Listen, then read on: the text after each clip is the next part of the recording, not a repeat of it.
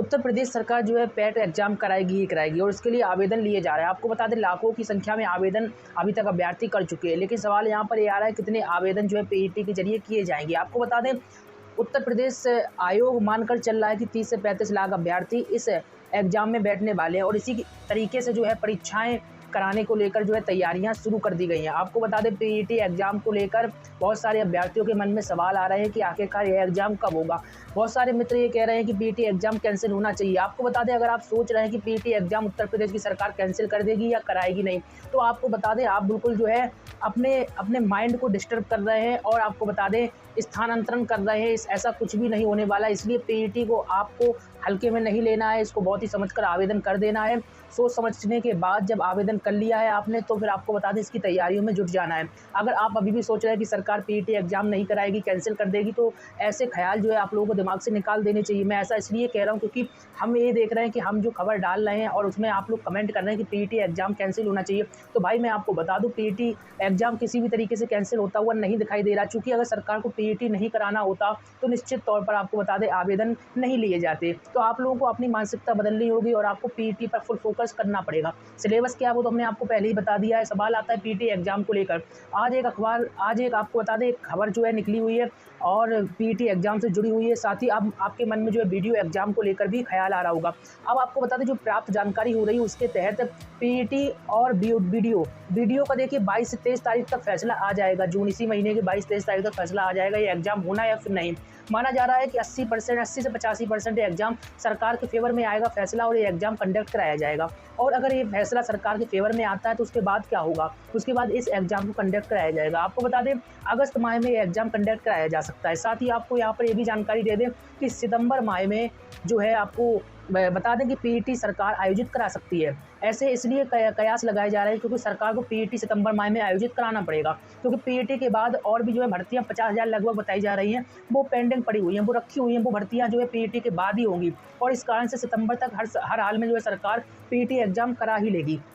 आपको बता दें पीईटी में जो है प्रक्रिया जो अपनाई जाएगी एग्जाम की, यह प्रक्रिया जो है ऑफलाइन आजमाई जाएगी। ऐसा इसलिए क्योंकि पीईटी अगर ऑनलाइन करा देंगे तो निश्चित तौर पर कंप्यूटर की ज़रूरत पड़ेगी और इतने ज़्यादा कंप्यूटर अपने आपको बता दें उत्तर प्रदेश में नहीं है कि एकदम से इतने लाखों की संख्या में सेंटर बना के पीईटी एग्जाम को आयोजित कराया जा सके। तो आपको बता दें ऑफलाइन ये परीक्षा आयोजित कराई जाएगी। आपको मालूम कि रेलवे में करोड़ों अभ्यर्थियों ने फार्म डाले और परीक्षा अभी तक चल रही है, क्योंकि आपको मालूम है ऑनलाइन कराई जाती है परीक्षा। इसी कारण से इसकी प्रोसेस लंबी खिंच रही है, लेकिन सरकार चाहती है कि कहीं ना कहीं पीईटी एग्जाम जल्दी से जल्दी आयोजित हो। उसके बाद जो है सेकंड एग्जाम जो है निकाला जाए, यानी कि जैसे कि लेखपाल हुआ, लोअर पीसीएस हुआ और अधिकारी की रैंकिंग में बता रहा हूँ लोअर पीसीएस भी इसी में आता है।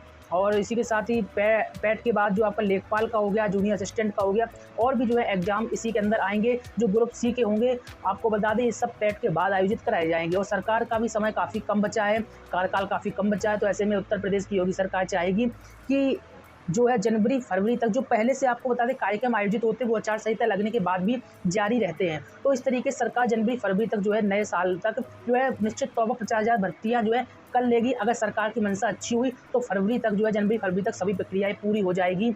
वैसे माना जा रहा है दिसंबर तक भी पूरी कर सकते, लेकिन इतनी बुरी तरीके से सुस्त तरीके से चालू अगर प्रक्रिया चलती रही तो निश्चित तौर पर समय लग सकता है। हालांकि आपको बता दें बहुत सारे मित्र ये कह रहे हैं कि दिसंबर तक जो सब कुछ क्लोज हो जाएगा और नया काम नहीं होगा। जो आप कह रहे हैं बिल्कुल सही है कि नया काम नहीं होता है, लेकिन आचार संहिता लगने के बाद जो पुरानी प्रक्रिया चल रही होती है वो चलती रहती है। इसलिए जनवरी फरवरी तक ये प्रक्रिया देखने को मिल सकती है। पैट के बाद की मैं बात कर रहा हूँ। वहीं आपको बता दें वीडियो को लेकर जल्दी फैसला आने वाला है और ये एग्जाम जुलाई लास्ट या अगस्त में कंडक्ट कराया जा सकता है। आई होप आपको समझ में आ गया हो मेरा कहने का मतलब क्या है। अब एक खबर जो है पब्लिश हुई, इस खबर को हम आपको दिखाने वाले हैं स्क्रीन पर। इस खबर को देखिएगा। अधीनस्थ सेवा चयन आयोग यूपी प्रारंभिक अहता परीक्षा पीईटी के लिए आवेदन ले रहा है। सब कुछ अगर ठीक ठाक रहा तो अगस्त या सितंबर में यह परीक्षा आयोजित हो सकती है। दो स्तरीय परीक्षा प्रणाली में जो है पीईटी के लिए आवेदन लेने की कार्रवाई 21 जून को पूरी हो जाएगी। आयोग आवेदन के साथ साथ परीक्षा एजेंसी के चयन की कार्रवाई भी कर रहा है। प्रयास है कि आवेदन व एजेंसी चयन का काम एक साथ पूरा हो जाए। इससे आवेदकों की स्थिति स्पष्ट होते एजेंसी परीक्षा की तैयारी शुरू कर सकेंगे।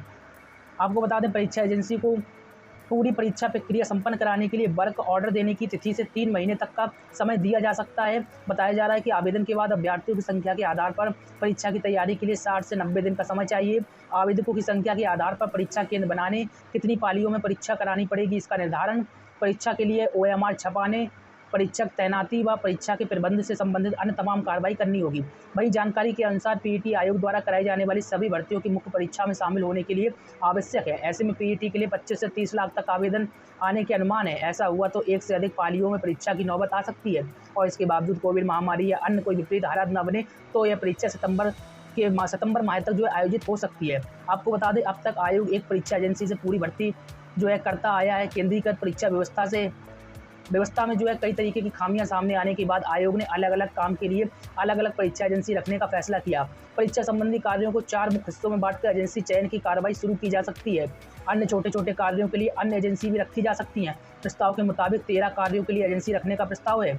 पूरे परीक्षा की जिम्मेदारी 4 से 13 एजेंसियों के बीच तय हो सकती है। तो बड़ी कमाल की बात है, इस बार जो है पीईटी पुराने हालात को देखते हुए सुधार कर रहा है। आपको बता दें, उत्तर प्रदेश अधीनस्थ सेवा चयन आयोग ने जिस तरीके से देखा कि अगर एक ही एजेंसी को जो पूरी जिम्मेदारी दे दी जाती है तो व्यापक पैमाने पर भ्रष्टाचार होता है और कहीं ना कहीं मामला फिर कोर्ट तक भी पहुंचता है। इस कारण से अब एजेंसियों को बदला जाएगा और बदल कर जो है अलग अलग तरीके से एजेंसियों को काम दिया जाएगा। आयोग का मानना है इससे जो है भ्रष्टाचार पर रोक लगेगी और पेपर जो है लीक नहीं होगा, तमाम प्रकार की शिकायतें नहीं आएंगी और परीक्षा जो है सकुशल संपन्न होगी और ज्वाइनिंग भी सकुशल अभ्यर्थियों को मिलेगी। आपको क्या लगता है कि UPSSC के चेयरमैन है जो इनका यह फैसला हुआ या उत्तर प्रदेश की योगी सरकार का यह फैसला हुआ, क्या इससे वाकई में जो पेपर लीक जैसी घटनाएं निकल कर आती हैं अब वो नहीं निकलेंगी? आपका क्या कहना है कमेंट में जरूर बताएं।